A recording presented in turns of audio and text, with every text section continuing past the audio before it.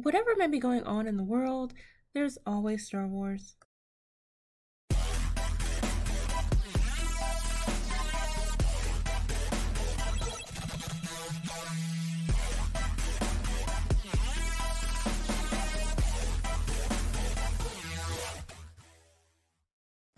Hey guys, welcome back to another episode of Jane Theory.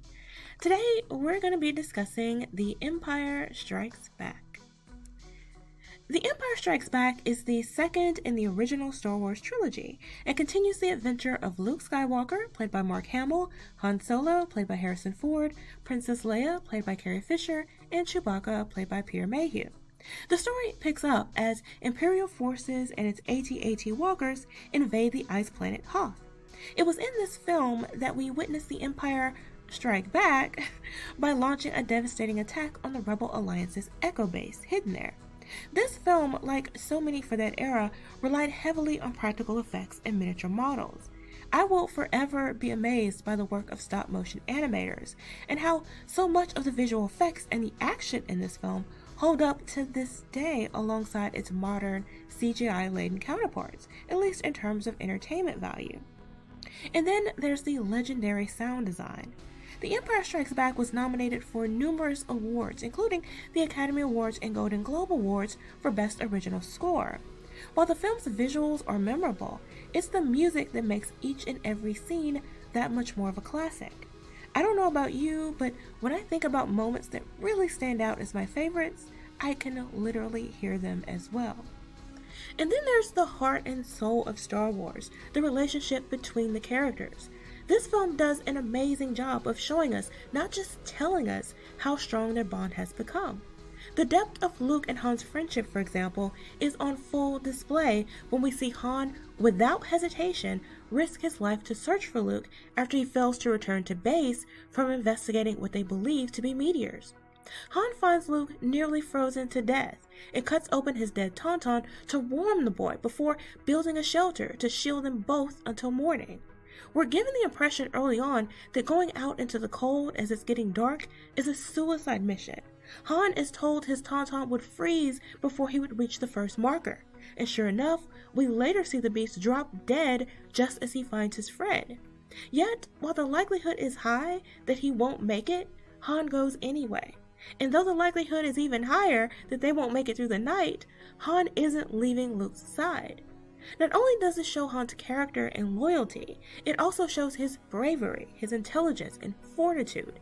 And the same is repaid later in the film when his life and that of Leia is in danger and Luke drops everything to rush to their aid. Han and Leia is another relationship we see fleshed out in this film. Both characters are strong personalities, but with that often comes incredible vulnerability. Han is flirtatious and cocky, but clearly hurt by Leia's constant rejection and gaslighting.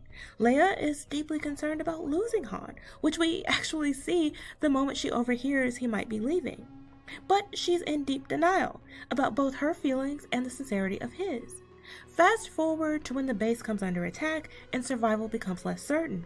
The pair allow themselves a moment of reflection. This culminates in a kiss, and later, after Han is captured, Leia's confession of love.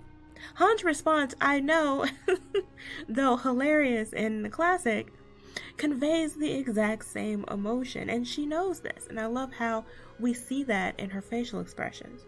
The actors have such great chemistry throughout this film, and it's supported by their appropriate tone and mannerisms and cute but awkward banter. You really come to believe that Han would sacrifice himself for Leia, that his love for her is genuine and literally undying.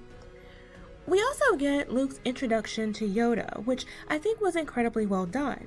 Before arriving on Dagobah, Luke had such grand expectations about what someone of Yoda's station would be, only to be surprised seeing someone in many ways the exact opposite. But likewise, Yoda's expectations of Luke were not met either, and he didn't initially want to go through with the training.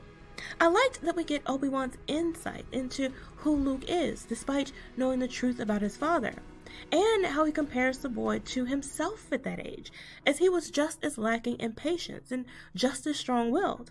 I also like how the entire training sequence gives us a glimpse into Luke's future, foreshadowing the lessons he would soon learn and implement, but also the battles he would face even in this very film. This episode shows us the fears and insecurities Luke would overcome in time to make him the hero we admire to this day. The story is woven together so well that even when Luke prematurely abandons his training for his friends to the great dismay of Yoda and Obi-Wan, you believe he's somehow doing the right thing. His masters fear what he might become, but we know what fear leads to. Not only that, but after everything that's happened, we get the sense that they're underestimating Luke. It's not his force ability that will get him through the tough times to come. It will be the depth of his character and the love for his friends, which he unselfishly chooses not to sacrifice for any gains he might make in the Force in terms of knowledge and ability. Lastly, there's the relationship between Vader and everybody else. Darth Vader comes across as cold and calculating. He demonstrates zero patience for incompetence on the part of his subordinates. He doesn't hesitate to force choke them one by one to get his point across that failure isn't an option. And while he does this presumably in full service and dedication to the Emperor, it becomes pretty clear that he has his own agenda, namely saving Luke. He's obsessed with finding him, and when we first see Vader and the Emperor together, Vader downplays the Emperor's perception of Luke as a threat, and when informed he must not become a Jedi, Vader says Luke can be turned. Later in the film, Vader and Luke engage in a battle, but Vader, whose abilities we've seen, clearly holds back.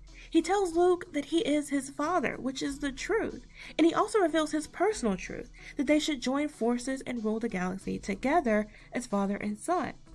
He desires to end the wars. In fact, Vader's entire motivation has always been to save his family, and he, like so many, is exhausted with both sides of this endless conflict. I believe in this moment, Luke not only senses the truth about his father, but the goodness that still remains. The Empire Strikes Back was released before I was born, so I don't even remember the order I saw it in or when exactly, but it is my earliest memory of Star Wars.